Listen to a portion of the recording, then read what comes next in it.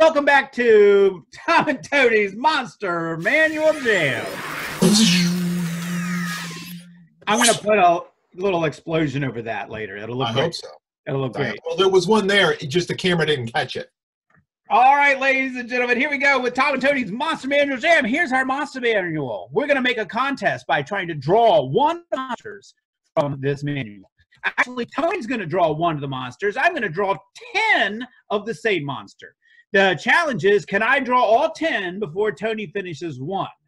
This may work out because although Tony is extremely talented, he's also slow, talks a lot, and fusses about his brush pen. So I might just have a chance. But first, Tony has to roll us up a monster. Tony, roll away. All right, here we go. There are roughly 100 pages in the Monster Manual, which means if we use the percentile dice, we will determine what page we will draw from. Here we go. Roll us a good one, Tony! 88. That sounds familiar. That sounds familiar. I think that was our last episode. Great Scott! Great Scott! Great It's Scott. 88 monsters per hour. 88. Oh, What do we got? No. No, Tony. 88. No, this cannot be. 88. Cannot Giant be. skunk, slithering tracker, giant slug, or giant snake. Now, I just want to mention to you, the slithering tracker is invisible. Okay.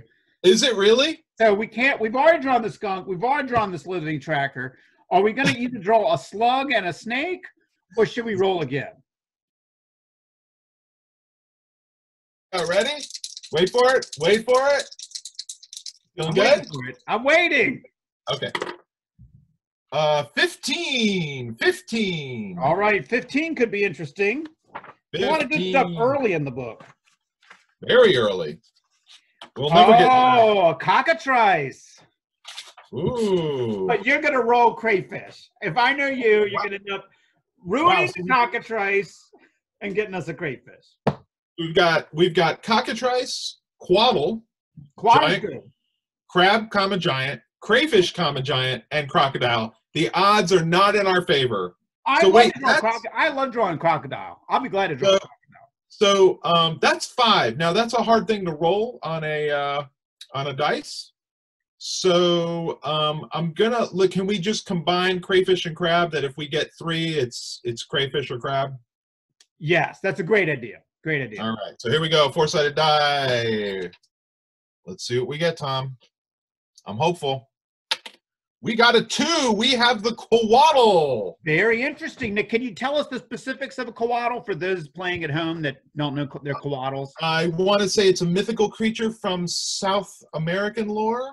It is the most often seen on the symbol for doctors and medicine, isn't it, Tom? The snake with wings. What's that staff they use when they show? I don't remember what that staff's called. Anyway, RANDOM D logo. It's a winged feathered serpent. They are geniuses. They are lawful good, and they are very rare. Wow. Well, and they're also 12 feet long. So that's anaconda. Wait, size. what was the last part? 12 feet long. Big. Wow. Big snake. This is going to be great. Are you ready, Tony? I'm ready to draw some quaddle. Let's do it. Let's Monster Manual Jam when Marks gets it, go. Wow, how does a quaddle drive a car, Tom?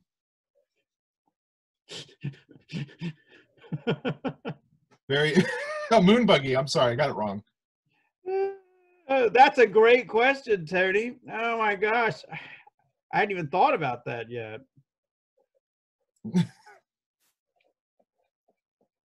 Oh, but man, I love drawing wings on things that aren't supposed to have wings. That's my favorite thing.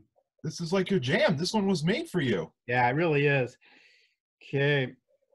I show genius by putting beards on things. So I give it a little beard, and now it's a wise, although he's glaring a little bit, but it's okay. Oh, man. Do you think he speaks parcel tongue?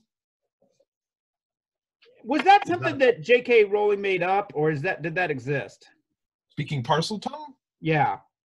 I feel like talking to snakes has existed before. Am I crazy? No? I don't know.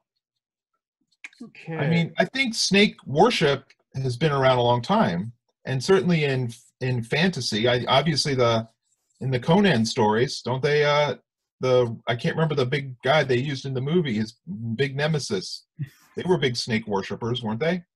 Wasn't that James Earl Jones? You're Darth Vader. Impressive, Tony. I am very impressed.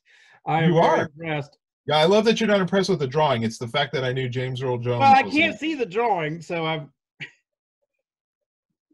But I am impressed that you knew that was James Earl Jones. That's a good memory.